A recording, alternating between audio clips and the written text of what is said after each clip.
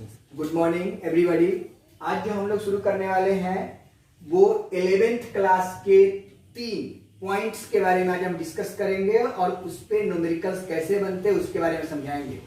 तो unit and dimension पढ़ रहे हैं और ये यूनिट एंड डायमेंशन के 4th वीडियो है, चौथा वीडियो है यूनिट एंड डायमेंशन के। और आपको मैंने क्या क्या सिखा दिया, यूनिट किसको कहते हो बता दिया, डायमेंशन किसको कहते हो बता दिया, और डायमेंशनल फार्मूला कैसे बनता है वो सिखा दिए, और यूनिट कैसे लिखा जाता है डिफरेंट सिस्टम में उसके बारे में भी आपको हम बता दिए। तो अब है और सिग्निफिकेंट फिगर भी आपको हम बता दिए हैं। अब हमको करना है, सबसे पहला टॉपिक है चेकिंग द करेक्टनेस। करेक्टनेस तो आप लोग सुने होइएगा, करेक्टनेस आप किसी चीज को करेक्ट करते हो, ठीक है। तो पहला टॉपिक हमको डील करना है checking the correctness of formula. जो कोई आपका फिजिकल क्वांटिटी का फार्मूला दिया हुआ है वो करेक्ट है कि नहीं है उसको आपको बनाना है। तो उसके लिए ये आपका टॉपिक है और इस टॉपिक को मैंने डील जो किया है वो बहुत ही इजी वे में डील किया है।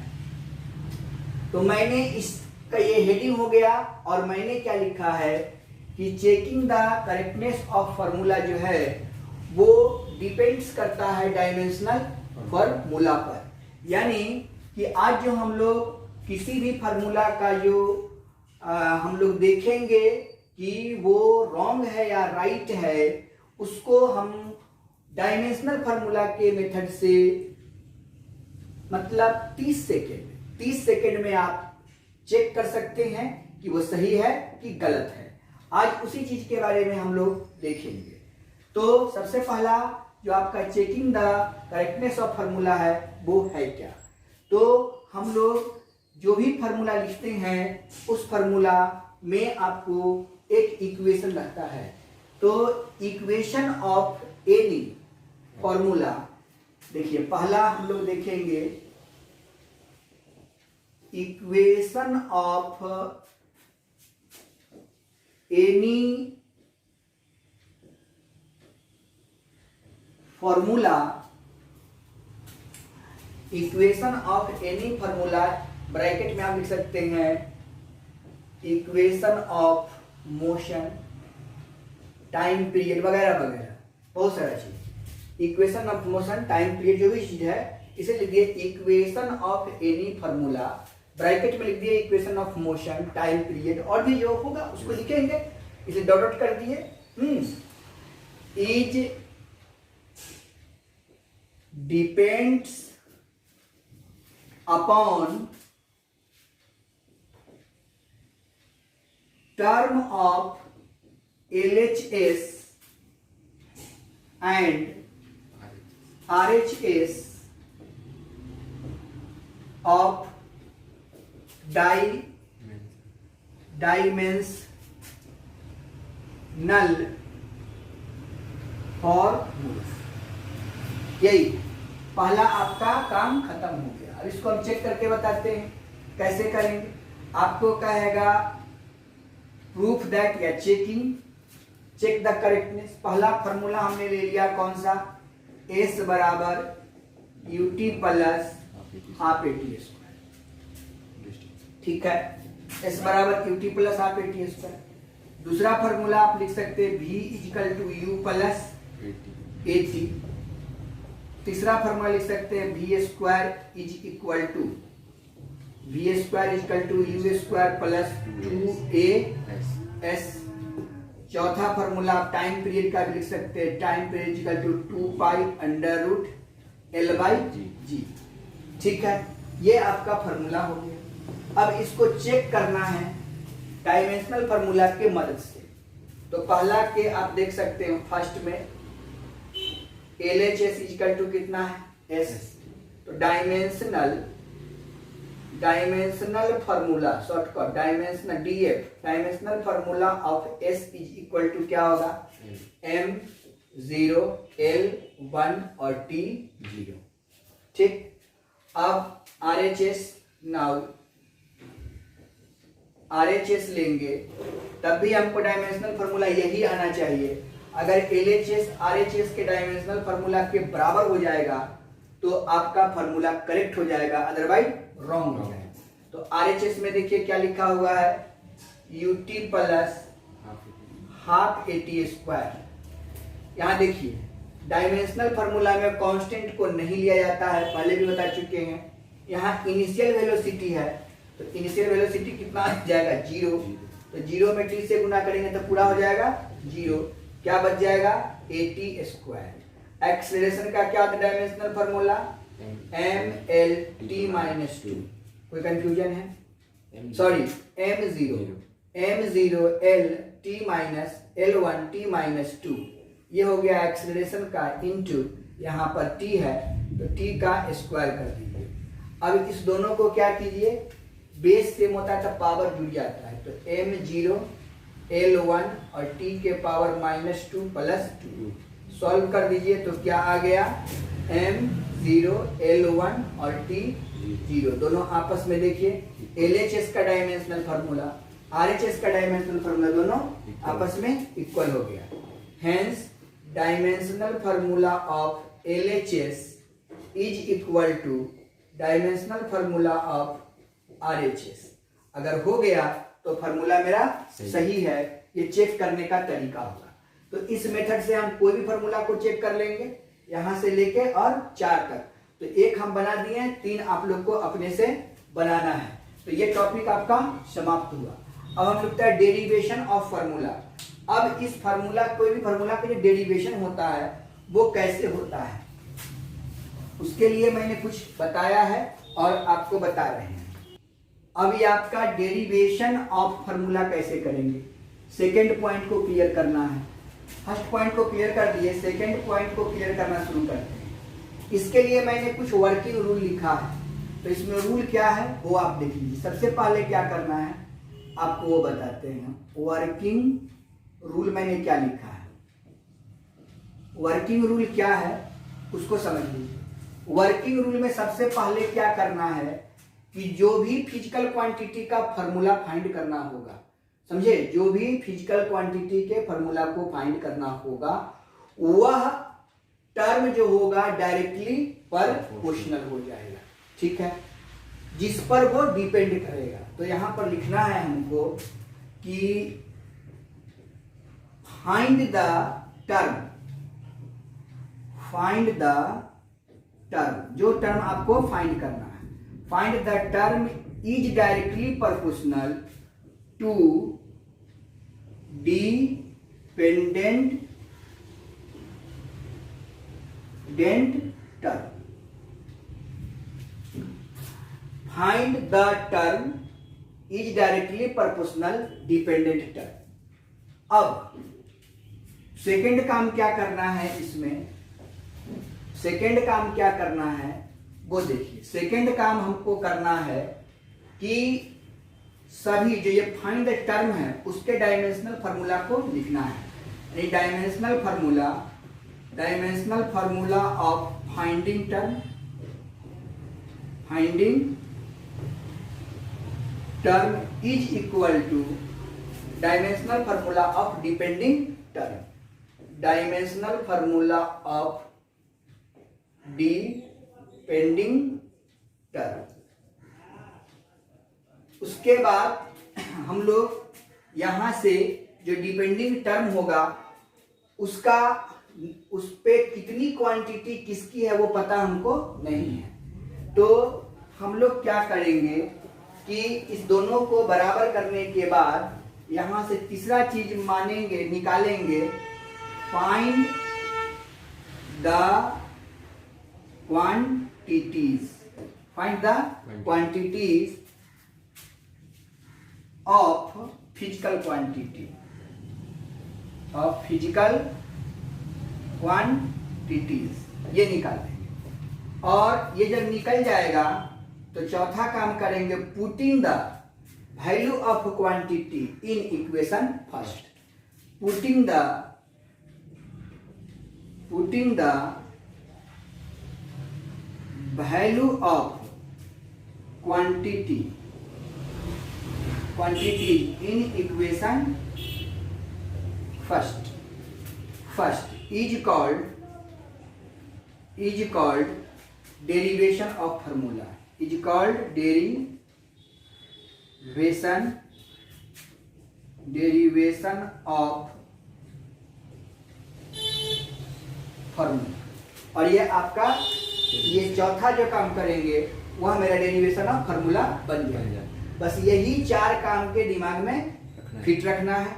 अब एक एग्जाम्पल के माध्यम से इसके बारे में हम समझा देते हैं। तो इसको हम लोग क्वेश्चन के माध्यम से इसको समझते हैं। जो हमने थ्योरी लिखा है उसको क्वेश्चन रहेगा कि to find the time period T, यही आपको फाइंड करना है। तो ये टी के ही डायरेक्टली प्रोपोर्शनल लिखना पड़ेगा ऑफ सिंपल पेंडुलम व्हिच में depends upon mass of bob कितना small m, length of pendulum कितना l and acceleration due to gravity का g। तो इसमें डिपेंड्स किस किस पर है, मास पर, लेंथ पर और एक्सेलरेशन ड्यू टू ग्रेविटी पर। और इस सभी का कोई क्वांटिटी किस अमाउंट में है, कौन कितना, वो पता हमको नहीं है। तो मैंने क्या लिखा था कि इस थ्योरी में क्या लिखा, जो हमको फाइंड करना होगा, फाइंड क्या करना है, टाइम पीरियड। तो क्या लिखेंगे, time period is directly proportional, time period is directly proportional. Dependent लिखाया है, डिपेंडेंट टर्म हमने लिखाया find the term is directly proportional to the dependent term. तो डिपेंडेंट टर्म कौन कौन है, तो यहां पर आप देखिए सबसे पहले कौन है, मास है, उसके बाद कौन है, लेंथ है, मास, लेंथ और जी। ठीक, अब इसकी क्वांटिटी कितनी कौन सा है वो हमको पता नहीं है। तो इस क्वांटिटी को आप A मान लो, इस क्वांटिटी को आप यहां पर B मान लो और इस क्वांटिटी को आप C मान लो। क्लियर है। अब मानने के लिए तो हम मान लिए सर कि M के पावर A, L के पावर G, B और G के पावर C। आखिरकार अब हम करें तो क्या करें, तो हमको यही करना है कि ये सब के वैल्यू को निकालना है, A B C के वैल्यू को निकालना है। चलिए अब मेरा काम हो गया। तो जरा गौर कीजिए कि मास ऑफ द जो बॉब है, मास ऑफ द जो बॉब है वो तो आपका M है, और मास ऑफ द बॉब जो होता है उसका काम क्या है बताइए, सिंपल पेंडुलम में मोशन करने का, यानी मुख्य रूप से किस चीज पर ये डिपेंड करता है, L और G, लेंथ और ग्रेविटेशनल कांस्टेंट। ये जो मास होगा वो तो कभी बदलेगा ही नहीं, चेंज नहीं होगा, कांस्टेंट हो जाएगा। तो जो कांस्टेंट हो जाता है उसके लिए तो हम लोग डायरेक्टली प्रोपोर्शनल का चिन्ह लगा लेते हैं, यानी मुख्य रूप से L और G है। तो हम लोग को यहाँ पर लिखना होगा hence T is directly proportional L के पावर B इंटू G के पावर C। उसके बाद हमने क्या लिखा था, सबका डायमेंशनल फार्मूला को इक्वेट करते हैं। सबसे पहले लिखेंगे कि since dimensional formula of T कितना हो जाएगा, M0 L0 T के पावर 1। फिर से लिखिएगा डायमेंशनल फार्मूला ऑफ L कितना हो जाएगा, M0 L1 T0। और उसके बाद हम लोग लिखेंगे डायमेंशनल फार्मूला ऑफ G। तो G के बारे में क्या लिखा हो देखिए, एक्सेलरेशन ड्यू टू ग्रेविटी, मतलब ये एक्सेलरेशन है। तो M0 LT -2 ये हो गया। अब हम लोग को क्या करना है, हमने क्या बोला था, सबको इक्वेट करने के सेकेंड टर्म में क्या होता है, equating the dimensional formula of this is equal two dimensional formula of this. तो टाइम पीरियड की जगह पर क्या आएगा, M0 L0 T1 को बराबर करना है। सबसे पहले आप L की जगह पर क्या लिखा हुआ है वो देखिए, M0 L1 T0। लिखने के लिए हम M को भी लिख दे, लेकिन M का कोई मतलब नहीं बनता, तो क्यों इसको ढो के ले जाए बेमतलब के। अब L के पावर कितना लिखा हुआ है, B इंटू, अब देखिए G के जगह पर क्या लिखेंगे, M0 L1 T -2 और इसका पावर कितना है, C। हो गया।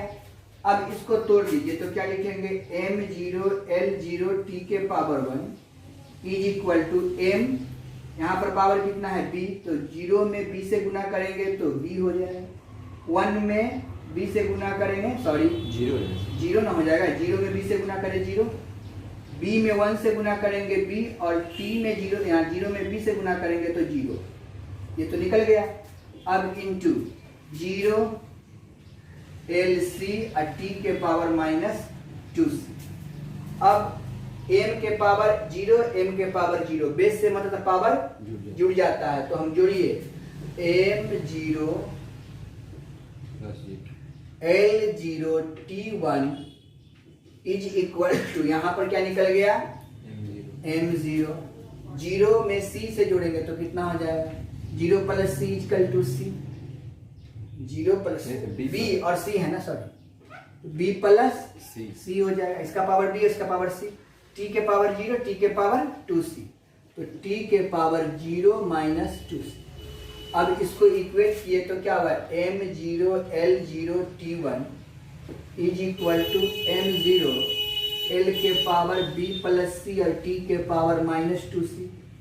m वाला को m वाला से बराबर करेंगे, l वाला को l वाला से बराबर करेंगे, और t वाला को t वाला से बराबर करेंगे, तो लिखेंगे since m0 equal to m0, ये तो खत्म हो गया, बचा ही नहीं कुछ। अब L0 is equal to l के power b plus c, l से l खत्म, यानी b plus c equal to 0 निकल गया।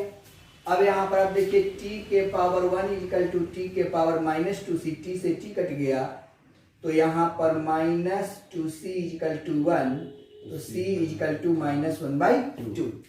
अब c का मान निकल दिए तो यहाँ पर रख दीजिए c का मान, तो क्या हो जाएगा कि हेंस b -1/2 इक्वल टू 0, इसीलिए b इक्वल टू 1/2। अब बताइए c का मान और b का मान बदल गया, तो मैंने क्या बोला था कि जो क्वांटिटी निकलता है उसको हम इक्वेशन नंबर फर्स्ट में पुट कर देते हैं। तो now putting the value of b and c, now putting the value of b and c in equation first, तो t इज डायरेक्टली प्रोपोर्शनल, यहाँ l है तो l लिखिए, और एक b कितना निकला है 1/2 इंटू g, c का वैल्यू कितना निकला है -1/2, निगेटिव तो नीचे आ जाएगा, यानी कि t is directly proportional l के पावर 1/2 और g के पावर भी 1/2, दुगना पर 1/2 तो पूरा पर कितना हो जाएगा 1/2, यानी t is directly proportional l/g के पावर 1/2। 1/2 को क्या बोलते हैं, रूट बोलते हैं, तो यहाँ पर लिख देंगे कि t is directly proportional root under l/g। अब डायरेक्टली प्रोपोर्शनल पढ़ने के लिए क्या लगाता है, कांस्टेंट, तो जैसे यहाँ पर ये मास कांस्टेंट है, तो यह मास जो कांस्टेंट है वो कितना है, एक बार गया और एक बार आया, एक पाई गया और एक पाई आया, तो पाई पाई कितना आ जाए 2 पाई, इसीलिए यहाँ पर t is equal to 2 pi under root l/g, और ये आपका टाइम पीरियड का फॉर्मूला निकल गया। तो इसी को हम बोलते हैं डेरिवेशन ऑफ फॉर्मूला। तो डेरिवेशन ऑफ फॉर्मूला आप देख लिए किस तरीके से बनता है। तो आपको जो क्वेश्चन दिया रहेगा उसको खोजना है कि क्या फाइंड करना है और क्या निकालना है। जो निकालना रहेगा उसके ऊपर पावर को हम लोग ABCDF जो आपको माने से मान लीजिएगा। उसके बाद जो अगर कांस्टेंट वाला टर्म उसको छोड़ दीजिएगा, जो बाकी वेरिएबल है उसको आप ले लीजिएगा। उसको सॉल्यूशन करते करते करते करते जो आएगा आंसर आपके पास चला आएगा और कुछ नहीं करना है। तो आपका डेरिवेशन भी खत्म हो गया। अब हमको देखना है आपको दो सिस्टम में फिजिकल क्वांटिटी को कैसे हम लोग तोड़ते हैं। चलिए देखिए देखो बाबू, अब ये लास्ट टॉपिक आपको बता रहा हूं मैं, क्योंकि ज्यादा बताएंगे तो दिक्कत हो जाता है आप ही लोग को कि conversion of one system of unit into another. तो आपको पता है कि जो मैंने फिजिकल क्वांटिटी पढ़ाया था यूनिट एंड डायमेंशन में, उसमें सिस्टम को हमने 3 भागों में तोड़ा है मुख्य रूप से, और चौथा भाग जो इसका आपका एसआई यूनिट है। तो हम लोग एसआई सिस्टम को ही पहले लेके चलेंगे और उसके बाद जिस सिस्टम को जिस सिस्टम में कन्वर्ट करना होगा उसके जगह पर उसके मान को रख देंगे और आपका आंसर आ जाएगा। हुआ क्या कि अगर दो सिस्टम में कन्वर्ट कीजिएगा, दो सिस्टम में किसी फिजिकल क्वांटिटी को दो सिस्टम से एक सिस्टम में लाइएगा, दो सिस्टम से एक सिस्टम में लाइएगा, तो एक सिस्टम के अगर यूनिट है, एक सिस्टम के यूनिट को आप U1 मानते हैं, तो दूसरे सिस्टम के यूनिट को क्या मानना होगा? U2। और अगर इस सिस्टम के जो नंबर है वो 100 होगा तो इस सिस्टम के यूनिट का नंबर, ये जरूरी नहीं है कि 100 अलग भी होगा। मतलब अगर यहां पर U1 है तो इसके लिए हमको जो नंबर लेना होगा U is equal to U1, N is equal to N1। अब इसमें U इजिकल टू कितना लिए? U2 और N इजिकल टू लिए N2। अब इस दोनों को कन्वर्ज करना है, इसको इसमें। तो ये हम जब लिखते हैं तो फॉर्मूला हम लोग क्या जानते हैं कि Q इजिकल टू क्या है? NU। Q is equal to NU, या इसी Q को हम लोग क्या पढ़े हैं? X is equal to NU। Physical quantity किसका फॉर्मूला होता है? NU का। अगर इसके टर्म में अगर हम लिखते हैं कि X1 इजिकल टू कितना होगा? N1 into U, equation number first. अब यहाँ पर आइए, इस सिस्टम में अगर हम लोग देखते हैं तो क्या करेंगे? इसके लिए सबसे पहले हम लोग Q इजिकल टू क्या देखेंगे? NU, या X इजिकल टू NU। तो यहाँ पर आप देखिए कि X2 इजिकल टू कितना हो जाएगा? N2 इंटू U2, और इसको equation number second. From equation first और सेकेंड हम लोग सॉल्व करेंगे तो क्या मिलेगा? From equation first and second देखेंगे तो देखिए यह X1 इजिकल टू X2, मतलब पहला जो आपका फिजिकल क्वांटिटी का यूनिट होगा दूसरे फिजिकल क्वांटिटी के यूनिट से हमको क्या करना है? कंपेयर करना है। और दोनों जो क्वांटिटी होगा वह एक सिस्टम से दूसरे सिस्टम में कन्वर्ट करने का होगा। तो अब बताइए X1 इजिकल टू कितना है? N1 इंटू U1, और X2 इजिकल टू कितना है? N2 into U2। समझ गए? अब हमको अगर U1 का मान यहां से निकालना है कि U1 कितना होगा तो क्या लिखेंगे? N2 इंटू U2 बटे U1। सॉरी, यहाँ पे हम लोगों को U क्या निकालना है? 1। तो कितना हो जाएगा? U1 अगर निकालना होगा तो हमको क्या लिखना पड़ेगा? U1 is equal to U2 into N2 divided by N1। चलिए अब यहां से आपको U1 निकल गया, N1 निकालना होगा तब क्या करिएगा बताइए? N1 निकालना होगा तो क्या लिखिएगा? N2 into U2 divided by N1 निकालते U1 हो जाएगा। ये काम कर दीजिएगा। तो अब हमको कोई भी चीज N2 निकालना होगा तो U2 गिर जाएगा। मतलब यही दो इंपॉर्टेंट टर्म है जिससे हम सब कुछ निकाल देते हैं। अब अगर मैं किसी भी फिजिकल क्वांटिटी को जो लिखते हैं डायमेंशनल फार्मूला के रूप में, यूनिट के रूप में, तो वह क्या होता है? M, L और T के रूप में होता है। तो M के पावर A, L का पावर B और T के पावर C कर दीजिएगा। तो दो यूनिट किसी भी चीज को लिखिएगा तो M, L, T। अब मान लीजिए कि आप इसकी चर्चा कर रहे हैं, सपोज N1 की चर्चा आप कर रहे हैं। यहाँ पर ध्यान दीजिए, अगर हम लोग N1 की चर्चा कर रहे हैं कि N1 इजिकल टू कितना निकला? देखिए क्या लिखा हुआ है? N2 into U2 divided by U1, यही ना है? अब आप बताइए, अगर N2 का मान पता हो, U2 और U1, अगर यह MKS में है, यह CGS में है, तो MKS का वैल्यू लिखाएगा, यहाँ पर CGS का वैल्यू लिखा जाएगा। काम हो गया, खत्म। समझ गए बात को? यह टर्म हो जाएगा किसमें? MKS में दिया हुआ, और ये किस में दिया हुआ है? CGS में। तो अगर आपसे क्वेश्चन में पूछता है कि सीजीएस में बताइए, तो एमकेएस को कन्वर्ट कर देंगे सीजीएस में। अगर आपको क्वेश्चन का आंसर एमकेएस में पूछ रहा है तो सीजीएस को कन्वर्ट कर देंगे एमकेएस में। और यह संख्या तो दिया हुआ है, आपका आंसर आ जाएगा। समझ में आ गया? तो अब बताइए, अगर हमको N2 निकालना होगा तो क्या लिखना पड़ेगा? N2 अगर निकालना होगा तो क्या लिखना होगा? सर कुछ नहीं लिखना होगा, N1 इंटू U1 बटे U2 कर देना होगा। और ये आपका क्या निकल गया? N2 का मान निकल गया। तो आपको इसी फॉर्मूला से आपको सब कुछ बनाना पड़ता है, लेकिन सभी के लिए आपको पता होना चाहिए क्या चाहिए? Dimensional formula. अगर डायमेंशनल फॉर्मूला पता है तो आप इसको एक्सप्रेस कर सकते हैं, निकाल सकते हैं।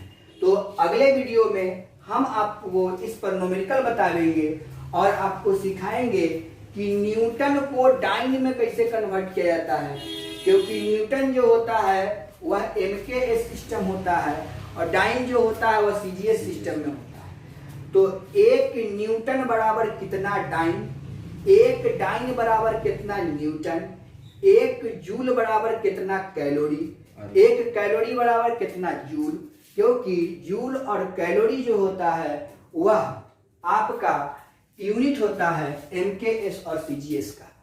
तो अर्ग के भी बारे में आप लोग को हम पढ़ाएंगे कि एक जूल में कितना अर्ग होगा। जूल हो जाएगा एसआई में, अर्ग हो जाएगा सीजीएस में, ईआरजी।